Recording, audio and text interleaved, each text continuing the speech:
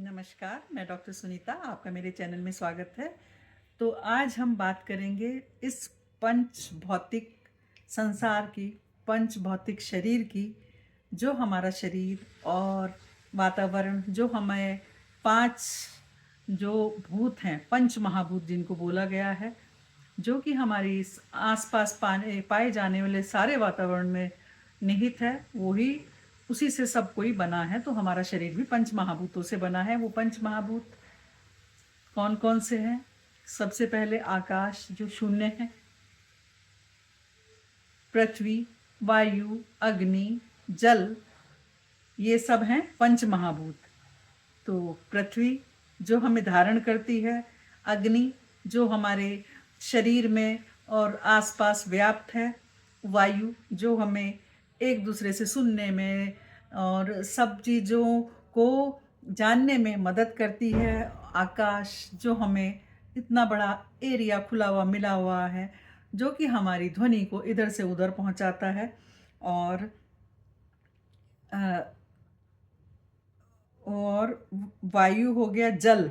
जल जल के बिना तो जीवन ही अधूरा है। जल हमें तो चाहिए, चाहे पेड़ पौधों को, हर चीज़ में हमें जल की आवश्यकता होती है। तो चलिए आज जानते हैं ये हमारा पंच भौतिक शरीर इस पंच भौतिक संसार में कैसे बना, क्या क्या इसके अवयव हैं जो हमें जानने हैं। तो इस वीडियो को देखने के लिए मेरे साथ अंत तक बने रहिए। बहुत इंटरेस्टिंग टॉपिक है और आप इसे जानेंगे, समझेंगे और आप भी अपने दैनिक जीवन में इसका जानकारी को कायम रखेंगे। तो ये पंच महाभूत क्या हैं? ये बहुत ही सूक्ष्म तत्व हैं जिनसे सजीव और निर्जीव पदार्थ बनते हैं। सजीव हमारी औषधियाँ, जड़ी बूटियाँ, जीव जंतु, सब कुछ ही मूलभूत जिनका आधार है वो है पंच महाभूत, प्रत्येक पदार्थ में रहते हैं। और इन पदार्थ की जो पांचों तत्व मौजूद होने के कारण पदार्थ के आधार बनते हैं। जैसे उनको हम बोल सकते हैं पार्थिव, आय, तेजस, वायवीय और जलीय, आकाशीय। तो ये हम उनको नाम दे सकते हैं। तो जो कि हमें क्रमशः पृथ्वी, जल, अग्नि, वायु और आकाश की प्रधानता के अनुसार हम उस तत्व का नाम देते हैं। उसी के हिसाब से उनका वर्गीकरण हमने किया हुआ है। शरीर के अंदर मन और आत्मा एक साथ रहते हैं और शरीर को संरचना 3 श्रेणियों में हम बांटते हैं, जिनको हम बोलते हैं दोष। 3 दोष हैं। सत्व, गुण हैं 3, सत्व, रज और तम। दोष हैं 3, वात, पित्त और कफ। तो शरीर का जो हमारी प्रकृति ये तीनों दोषों के हिसाब से बनती है। और जो गुण हैं वो हमें ये बताते हैं कि हम किस चीज़ में माहिर हैं। तो चलिए बात करते हैं आकाश तत्व की। आकाश जो खुला आसमान है, जिसको हम विभाजित नहीं कर सकते हैं और इसके बिना हमारा जो जीवन है वो संभव ही नहीं है। वो हम प्राणी हों या पेड़ पौधे हों, जीव हों या निर्जीव हों, उन सब का ही अस्तित्व नहीं बनता है। तो वायुमंडल जो है, वायु महाभूत और आकाश महाभूत से विकसित हुआ है और इससे हम स्पर्श का अनुभव कर सकते हैं, इससे हम सुन सकते हैं। जो हमारी इंद्रियां हैं वो काम करती हैं आकाश तत्व के मौजूद होने से। तो इन्हें हम प्रमुख इंद्रिय गुण भी कह सकते हैं। तो चलने, गति, वो भी हमें आकाश तत्व से ही मिलते हैं। वायु के आगे अब बात करते हैं अग्नि तत्व की। तो अग्नि जो तत्व है, इसका प्रमुख इंद्रिय गुण कौन सा है? दृष्टि या रूप।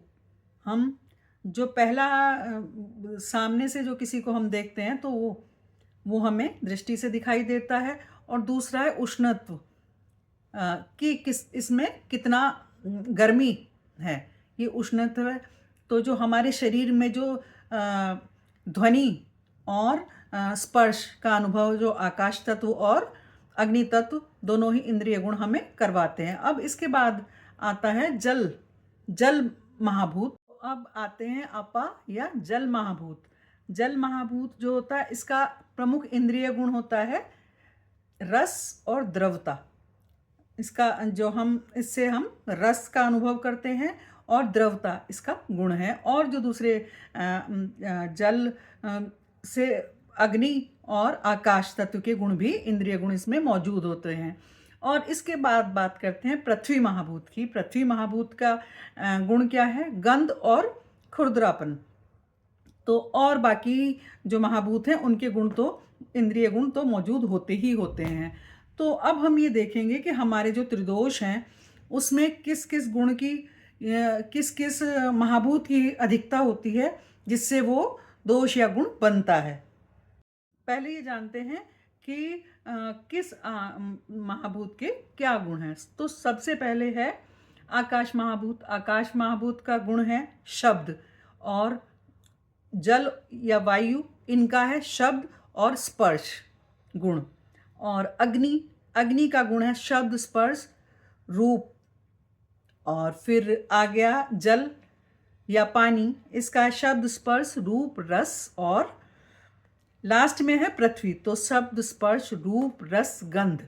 तो ये सब में सारे गुण मिलते हैं। तो इनसे हमें इंद्रियों का पता चलता है कि किस इंद्रिय से हमें कौन सा ज्ञान, या किस महाभूत से किस इंद्रिय का ज्ञान हमें होता है। तो आकाश महाभूत जो क्या होता है, इससे जो भी हमारे छिद्री अंतरिक्ष के अलावा तो कुछ होता नहीं है। अंतरिक्ष ही तो व्यापक है। अंतरिक्ष के बारे में हम जान ही नहीं सकते कहाँ से कहाँ तक है। तो शरीर के जो भी चैनल हैं, जो भी छिद्र हैं, जो भी खाली स्थान हैं, वो सब आकाश महाभूत से पूर्ण होते हैं। बात करते हैं वायु पदार्थ या वायु तत्व के बारे में। तो जो वायु है गतिशीलता देती है हमारे शरीर को, परिवर्तन, हमारे शरीर में जो परिवर्तन या वातावरण में जो परिवर्तन है वो सब वायु के कारण ही होते हैं। और जो वस्तु इधर से उधर गति करती है वो सब स्थानांतरित होती है, वो सब वायु के द्वारा ही होती है। इस महाभूत के कारण सभी प्राणियों में ये महाभूत वात दोष का कारक होता है। तो वात का प्रमुख घटक क्या है? वायु, जो हमारी तंत्रिका, तंत्रिकाओं, पाचन तंत्र को, भोजन के पचन को, जोड़ों की गति को, और जितनी भी गतिविधियों की जिम्मेदारी है वो सब आ जाती है वायु महाभूत के कारण। आकाश के बाद वायु महाभूत में आकाश महाभूत के साथ वातावरण में घूमते हैं वायु महाभूत, जो कि हमारे शरीर में, हमारे वातावरण में जितने भी परिवर्तन होते हैं वो सब आकाश के कारण, वायु के कारण। तो अब हम बात करते हैं अग्नि महाभूत की। तो अग्नि महाभूत क्या है? किसी भी अवस्था को बदलने के लिए अग्नि महाभूत की जरूरत पड़ती है। सजीव प्राणियों में अग्नि महाभूत पित्त दोष का कारक होता है, पित्त दोष का घटक होता है, जो कि हमारे अंदर जो जितने भी वो होते हैं, जैविक रूपांतरण होते हैं, वो सब पित्त के कारण ही होते हैं। और पित्त के कारण हमें ऊर्जा प्राप्त होती है, और ऊर्जा ना हो तो हमें सृजन कैसे होगा? तो इसके द्वारा ही रूप में परिवर्तन भी किया जा सकता है। भोजन को जब ऊर्जा प्राप्त होती है तो भोजन पकता है। पेड़ पौधों को जब ऊर्जा प्राप्त होती है तो उसके अंदर क्लोरोफिल बनता है। और जो हमारी कोशिकाएं हैं, जो उनमें जो परिवर्तन होता है वो भी पित्त के कारण ही होता है। तो जितने भी विटामिन्स हैं, खनिज हैं, कार्बोहाइड्रेट हैं, वो सब हमें क्या करते हैं? उन सब को हम पित्त के द्वारा ही, हमारे पाचन के द्वारा ही, हमारी अग्नि के द्वारा, पाचकाग्नि के द्वारा ही हमारे सारे शरीर में वो पहुंचते हैं, जिससे हमारी रस, रक्त, मांस, मेद, अस्थि, मज्जा और शुक्र इत्यादि धातुएं परिवर्तित होती हैं। तो ये सब अग्नि का ही कारण, अग्नि ही एक कारण है जो हमारे मेटाबॉलिज्म को सही रखता है। जो अगर इसमें कहीं पे भी गड़बड़ी होती है तो हमारे पूरे शरीर पर ही उसका इफेक्ट पड़ता है। तो जो हमें ये चिकित्सा बताती है वो काय चिकित्सा होती है, जिसमें हम इस सब का ज्ञान करते हैं कि कैसे हमारे शरीर के अंदर जितने भी गतिविधियां हो रही हैं, जो पाचन से संबंधित हैं या धातुओं में परिवर्तन से संबंधित हैं, वो सब हमारी पित्त के कारण ही होती हैं। तो पित्त के भी कई प्रकार हैं, वो आगे हम आगे के वीडियो में। तो अब हम बात करते हैं जल तत्व की। तो जल तत्व क्या है? जो हमारे रक्त, लसिका तंत्र, इन सब में ऊर्जा को लाता है, वो कौन सा है? जल। तो जल के द्वारा ही जो हमारा शरीर का टेम्परेचर है वो भी जल के द्वारा ही नियंत्रित होता है। जल तत्व के कारण ही हमें रोगों से लड़ने की क्षमता प्राप्त होती है। हार्मोन्स हमारे इसी के द्वारा एक दूसरे से, एक क्षेत्र से दूसरे देश क्षेत्र में ले जाए जाते हैं। तो हमारा ये अपा या जल महाभूत जो है अग्नि महाभूत के विकास के अनुसरण करता है। जो अग्नि महाभूत है उसके बाद उसका साथ जो है जल महाभूत देता है। तो इससे क्या है, इसका जो गुण है वो क्या है, प्रमुख घटक रस। तो रस जो है द्रवता लाता है और हमारे जो आपस में जो भी जुड़े हुए जो एक दूसरे से तंत्रों को जोड़ता है। सैद्धांतिक रूप से कहा जाए तो सभी जैविक और रासायनिक प्रक्रियाओं का कारण जो है वो क्या घटक है, जल, जल महाभूत है। तो अब हम बात करेंगे पृथ्वी महाभूत के बारे में। पृथ्वी महाभूत जो है सबसे अंतिम महाभूत है जो इन सब के साथ जुड़ा रहता है और ठोस अवस्था का ये प्रतिनिधित्व करता है। जो हमारा जो तो हमारे शरीर की जितनी भी हड्डियां हैं, दांत हैं, हमारे जितने भी ठोस पदार्थ जो हमें दिखाई देते हैं, और जो इसका प्रमुख जो गुण है पृथ्वी महाभूत का वो है गंध। तो इससे खुरदरापन महसूस होता है, खारत्व महसूस होता है और इससे हमारी जो कोशिकाएं हैं, ऊतक हैं, हड्डियां हैं, हमारी दांत हैं और जैसे शरीर का जो अंग हमें दिखाई देते हैं वो सब पृथ्वी महाभूत के कारण ही दिखाई देते हैं। तो इन पांचों महाभूतों का हमारे शरीर के निर्माण में बहुत अनूठा महत्व है। तो इन पंच महाभूतों का हमारे शरीर में अनूठा संयोजन है। कैसे? और हमें संरचना हमारे शरीर की प्रदान करता है। कोशिकाएं, उनके अंदर झिल्ली, भोजन के अंदर स्थित द्रव और कोशिकाओं में मौजूद ब्लड या जो भी हमारे हार्मोन्स हैं वो सब, और जितनी भी मेटाबॉलिज्म क्रियाएं होती हैं, जितने हमारे ट्रिप्सिन, काइनोट्रिप्सिन, जितने भी जो हमारे डाइजेस्टिव एंजाइम है वो सब इन सब पंच महाभूतों की ही देन है। तो कोशिकाओं का जो घेरा बनाया है वो आकाश तत्व की वजह से होता है और जो छिद्र और नलिकाएं होती हैं वो सब आकाश तत्व के कारण ही होती हैं। इनके द्वारा ही मेटाबॉलिज्म से हमारा भोजन का पचन होता है और जो बाहर निकलता है वो सब आकाश तत्व के कारण ही, जो अपशिष्ट पदार्थ हैं वो आकाश तत्व के कारण ही बाहर निकलते हैं। तो शरीर के अंदर जैसे मुंह, नाक इत्यादि, पेट, ये सब आकाश तत्व को दर्शाते हैं और गैस, आवेग, गतियाँ वायु तत्व को दर्शाती हैं और एंजाइम और कार्यप्रणाली ये बुद्धि, पाचन तंत्र, मेटाबॉलिज्म अग्नि तत्व को दर्शाती हैं।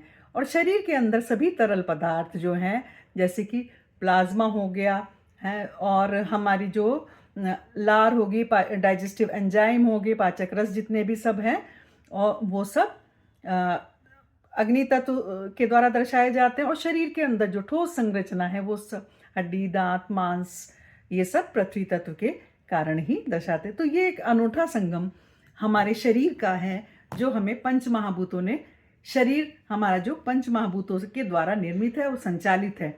और इसी तरह से हमारा जो वातावरण है वो भी पंच महाभूतों से संचालित है। तो हमारे पंच महाभूतिक शरीर जो है, इन पंच महाभौतिक औषधियों से हम अपने शरीर को अच्छा रख सकते हैं, जिसके बारे में हमें पूरा ज्ञान आयुर्वेद ने दिया है। तो हम अगर आयुर्वेद के साथ रहेंगे, आयुर्वेद के द्वारा बताई गई औषधियों का, हम बहुत सी तो चीज़ें ऐसी हैं जो हमारे रसोई में भी मौजूद हैं और उनको यूज़ करके हम बहुत सी छोटी मोटी बीमारियों से दूर रह सकते हैं। तो आज हमने जाना कि हमारे ये पंच भौतिक शरीर में कैसे कैसे पंच महाभूत और हमारे तत्व जो दोष हैं, वात, पित्त और कफ, इनका आपस में क्या संबंध है, हमारे शरीर से क्या संबंध है। तो दोष अगर संतुलित रहते हैं तो हम निरोगी रहते हैं। जहाँ हमारे वात, पित्त, कफ का बैलेंस जरा सा भी खराब हुआ, अगर वात की अधिकता हो गई तो कहीं ना कहीं हमारे शरीर में दर्द होगा, पित्त ज़्यादा होगा तो हमें स्किन की कोई बीमारी होगी, कफ ज़्यादा होगा तो हमारे जोड़ों में दर्द इत्यादि होगा, मूवमेंट में प्रॉब्लम होगी, श्वास में प्रॉब्लम होगी। तो इन सब को अगर हमारे वात पित्त कफ संतुलित रहते हैं तो हम निरोगी रहते हैं। तो धन्यवाद आज की वीडियो में मेरे साथ लगातार बने रहने के लिए। अगर आपको मेरा ये वीडियो पसंद आया तो इसको लाइक अवश्य कीजिए, और अगर आपको ये जानकारी किसी और को शेयर करनी है तो इस वीडियो को शेयर भी अवश्य कीजिए, और मेरे चैनल को सब्सक्राइब कीजिए, जिससे आपको नई नई वीडियो देखने को मिलेंगी। जितना ज्ञान मेरे पास है वो मैं आप सबको समर्पित करती हूँ, और आयुर्वेद की एक डॉक्टर होने के कारण या आयुर्वेद जानने के कारण मैं चाहती हूँ कि मैं जितना ज्ञान थोड़ा बहुत जो मेरे पास है वो मैं दूसरों को भी दूँ। जो मैंने अपनी प्राइवेट प्रैक्टिस में अपने मरीजों के द्वारा अपने आप समझा है, और अपने जो मरीज हैं या जो मेरे पेशेंट हैं उनको मैंने ठीक किया है। तो इस जानकारी से आप भी स्वस्थ रहें, अच्छे रहें, इसी मनोकामना के साथ विदा लेते हैं और मिलते हैं नेक्स्ट वीडियो में, जानेंगे। Thank you.